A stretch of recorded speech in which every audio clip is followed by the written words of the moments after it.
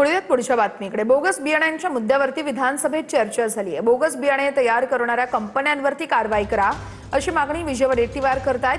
Bogus बियाणे पुरवणाऱ्या कंपन्यांचे परवाने रद्द करणार असं दत्तात्रय भरणे यांनी स्पष्ट केलेलं आहे।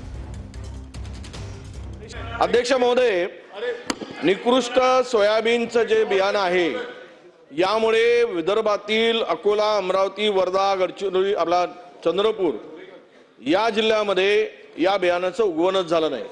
सरकारने लक्ष घातलं नाही ते शेतकरी उद्ध्वस्त होतील, म्हणून माझं स्थगन यासाठी आहे की आपण किमान या स्थगनाच्या माध्यमातून सरकारने या कंपन्यांवर योग्य कारवाई करावी। या बियाणे निर्माण करणाऱ्या ज्या कंपन्या, त्या बोगस कंपन्या हे जे काही बियाणं विकतात यातून शेतकऱ्यांना फार मोठ्या अडचणी निर्माण होतात, म्हणून लक्ष घालावं आणि मंत्री महोदयांना निर्देश द्यावेत की या संदर्भात त्यांनी काही उपाययोजना केली किंवा निवेदन करावं अशी माझी आपल्याला विनंती आहे। अध्यक्ष महोदय, ठीक आहे, आपल्याला मी अध्यक्ष महोदय आपल्या माध्यमातून माझ्या राज्यातील मी शेतकऱ्यांना सांगू इच्छितो की सदर दोषी कंपन्यांवरती बियाणे कायदा 1966, बियाणे नियम 1968 आणि बियाणे नियंत्रण आदेश 1983 या विविध बियाणे कायद्यांवर 100% त्यांच्यावरती कारवाई करण्यात येईल।